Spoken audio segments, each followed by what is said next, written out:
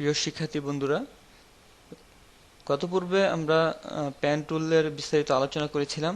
Pen tool দিয়ে কিভাবে path তৈরি করে সেখানে কালার ফিল করতে হয় এবং তা কিভাবে মডিফাই করতে হয়। তো আজকের পর্বে আমরা পেন টুল দিয়ে কিভাবে শেপ তৈরি করতে হয় তা দেখব। তো পেন টুলের ব্যবহার পূর্বের মতোই আমরা পেন টুল সিলেক্ট করব এবং উপরে যে অপশন বারটি দেখাচ্ছে সেখান থেকে আমরা শেপ নির্বাচন করব এবং শেপ নির্বাচন করার ফলে এখানে ফিল কালার দেখাচ্ছে আর পরেরটি স্ট্রোক কালার। এখানে হচ্ছে যে স্ট্রোক কালারটির সাইজ কতটুকু মোটা হবে এবং এখানে হাইট ওয়াইট এবং হাইট নির্বাচন করা।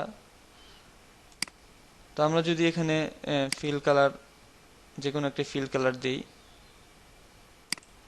এবং স্ট্রোক কালার দেই,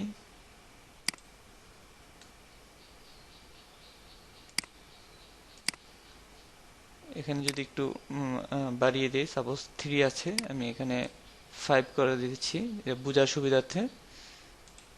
তো এখন দেখুন, আমরা পেন টুল দিয়ে যদি যে কোনো কিছু ড্র করি, আমরা যে কালার ফিল কালার দিয়েছিলাম এবং যে স্ট্রোক কালার দিয়েছিলাম সেটি কিন্তু এখানে প্রয়োগ হচ্ছে।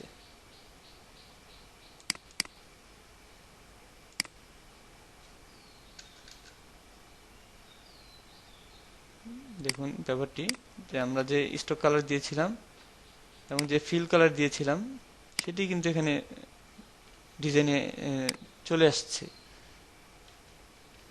আমরা চাইলে যে কোনো কালার এবং যে কোনো ফিল কালার এবং স্ট্রোক কালার দিয়ে আমরা এভাবে শেপ নির্বাচন করতে পারি।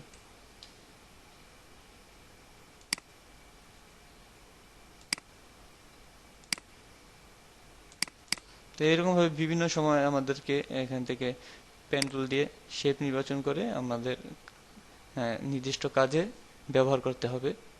তো এই হচ্ছে পেন টুলের শেপ তৈরি করা। আশা করি বুঝতে পেরেছেন। তো নেক্সট টিউটোরিয়ালে আমরা অন্যান্য টুলগুলো নিয়ে আলোচনা করব। ধন্যবাদ সবাইকে।